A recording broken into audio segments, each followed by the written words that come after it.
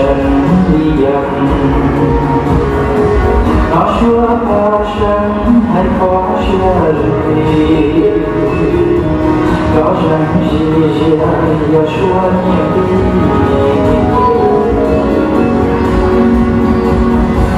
nó chúa từ kia hai sân đi dầm nó chúa ta sân hay có chưa gì có rằng gì giờ chúa nhiều đi bỏ con chưa chỉ của nhà cha con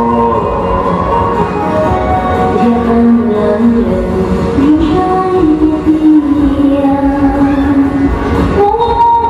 dia jadi sombong, walaupun kita dapat,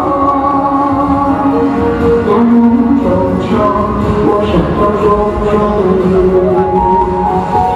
英雄英雄，好吧的工作做着多么激动，那些被叫的被很红。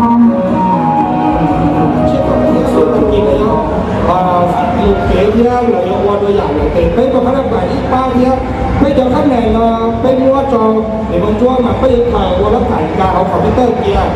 mà phải đi thì việc vẫn ra tiền là hồi cho mấy sản phẩm bao thì thằng cả chỉ mua tôi tí ba là họ chờซื้อmấy con trong cả kia ba mua tiền kia còn lấy đồ xe tiền á vềเขาได้ที่เขาว่าเป็นแบบว่าไม่ยอจ้างงานทุกขอจอบส่วนแม่นะคนที่เราพูดเยอะคือจริงเหรอน้องแม้ไม่ต้องลงจอบแม่นะnhớ đâu đó để đó thì cho nên cho tôi chỉ hay đồ đó tôi nào quân đây là bố là cho hà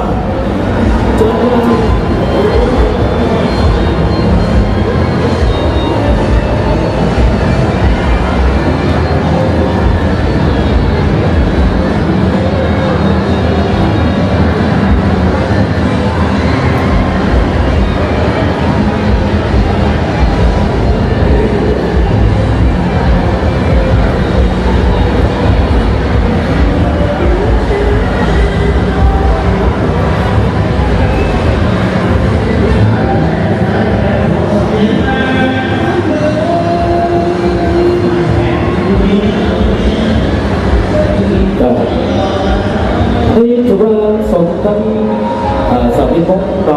kênh Ghiền Mì Gõ để không bỏ lỡ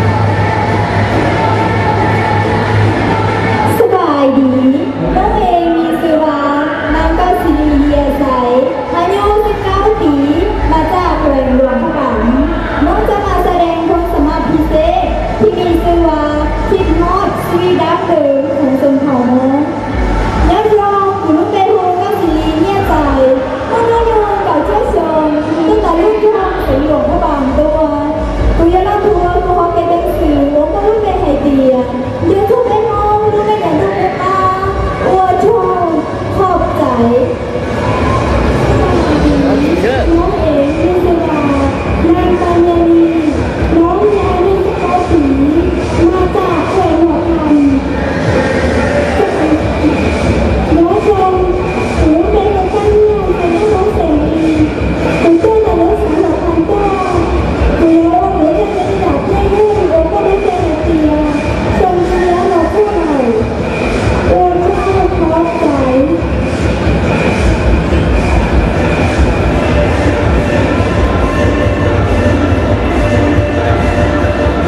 ตัวไฟฟ้าเขาอ่ะ เจ้าสวัสดีน้องเองคือนักดาบเราเจ้าเอ๋น้องมาจากเขตบริษัทสายน้องจะมาแสดงความสามารถพิเศษของน้องเอง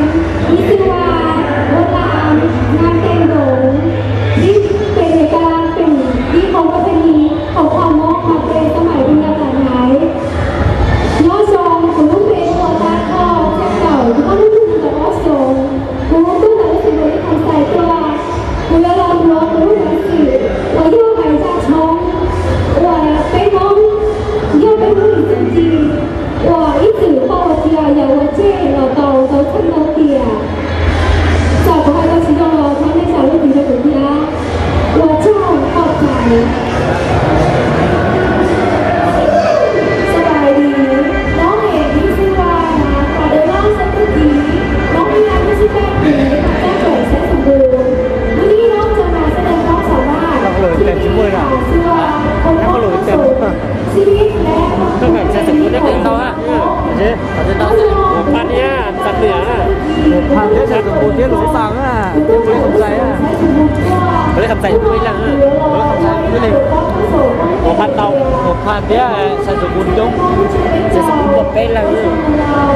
ลองหน่อเป็นแล้ว ก็สบายดีน้องเอกมีชื่อว่านางปายงเกินตัวอายุ19 ปีมาจากแก่นไส้สมบูรณ์น้องจะมาแสดงความสามารถพิเศษของน้องคือเล่นเอานอนเกี่ยวกับคุณเจียงของชุมชนน้องหรือเป็นป้ายนอนก็น้องสำคัญแล้วก็ได้รับการพูดยอม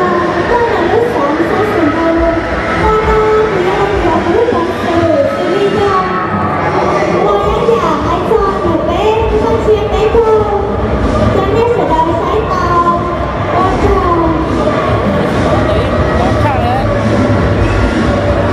้าสบายดีก่อนอื่นลูกขอเฮียนหายาคณะกรรมการและผู้จัดงานในค่ำคืนนี้น้องคือนางอาลีบุญไซมาลืออายุ9 ปีมาจากแขวงเชียงขวางวันนี้น้องจะมาแสดงความสามารถก็คือ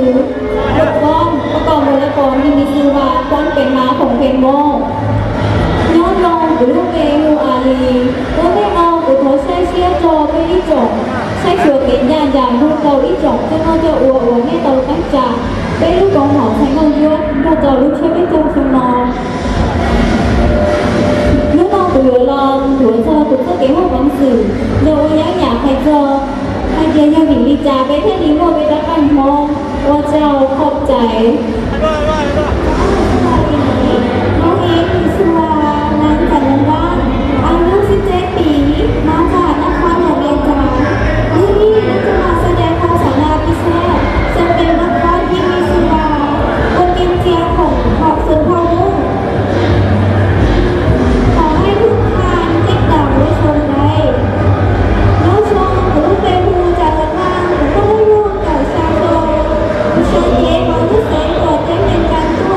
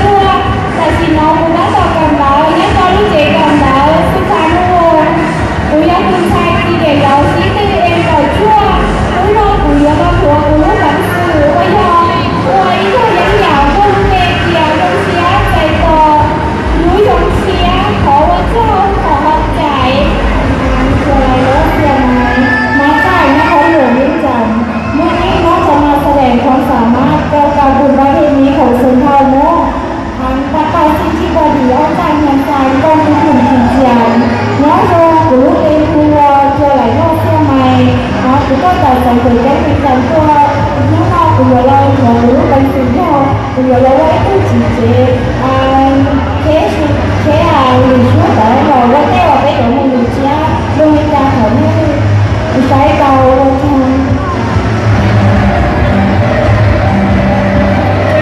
chào các bạn chị nó này bây giờ nó sẽ để con sắm mà đi qua đi buồn đi chia khẩu công nó qua chàoขอบใจซ้ายที่เขาเลยนะคือที่น้องมองงานของประมาณในมือนี้น้องเองมีชื่อว่านางใบลอเซนเองมาจากแขวงเชียงขวางปัจจุบันกำลังศึกษาอยู่ที่มหาวิทยาลัยศาสตร์ปี2มื้อนี้เราจะมาแสดงบทสมาพิเศษโดยการฟ้อนก็จะมาในโรงฟ้อนมีชื่อว่าวิถีชีวิตของสนองโน้ซึ่งจะเป็นอะไรนะขอแสดงให้มาชมได้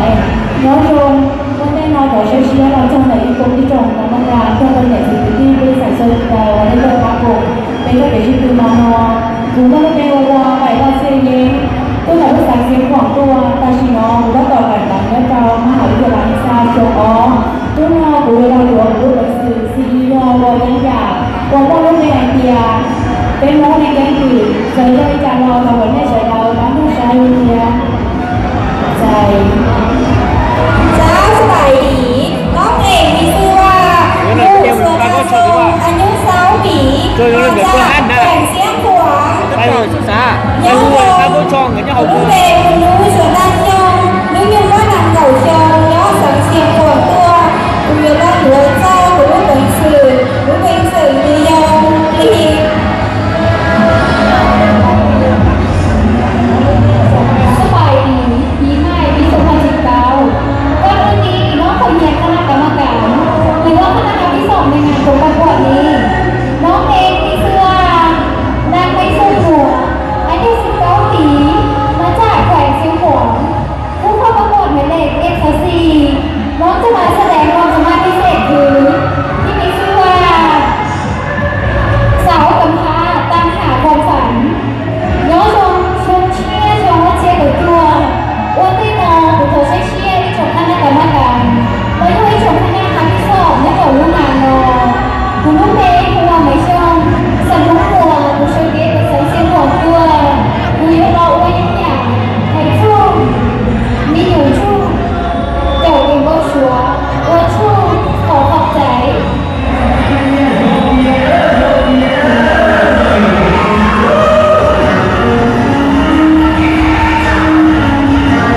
เจ้าสบายดี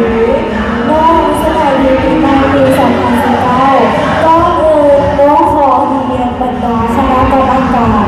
และคณะวิศวกรรมนี้น้องเองมีชื่อว่านางวิลีเรียนหนูมีอายุ18 ปีน้องมาจากแขวงเวียงจันทร์ปัจจุบันน้องกำลังเรียนอยู่ที่โรงเรียนม